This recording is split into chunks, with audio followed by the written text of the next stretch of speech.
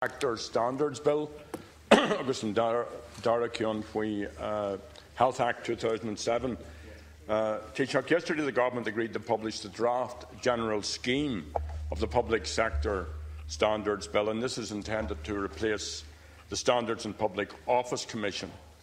And it's a very belated response, Concordia, to the recommendations made by Mahon and Majority tribunals, one in 2011, the other in 2012. So it's taken 3 years to produce the draft scheme of this bill, which will now go into consultation until September.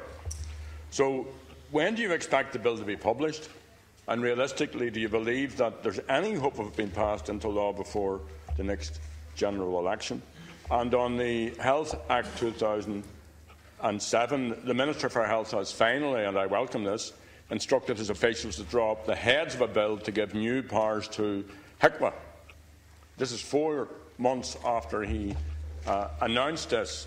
But we know, Concordia, that HIQA's recommendations are often ignored by the Minister and the Department, and HIQA has said that its recommendations, had they been implemented, that the risks to emergency departments, which dominate even today the front page of The Independent, would have been significantly reduced. And INMO has said that May was the worst month on record for patients on trolleys. We had the disgraceful sight of 2 elderly patients, both of them born before the 1916 Rising. Thank you. So when will the promised bill be published? Is it expected that the heads will be sent to the committee for discussion?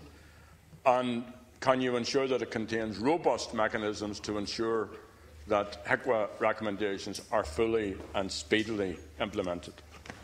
Yeah, the heads were cleared in the Public Sector Standards Bill by government, and it is gone for consultation, as you know. Mahon went on for very many years. Many of the recommendations are implemented. There are some still remaining which are included in the heads approved by government. Now that goes for consultation.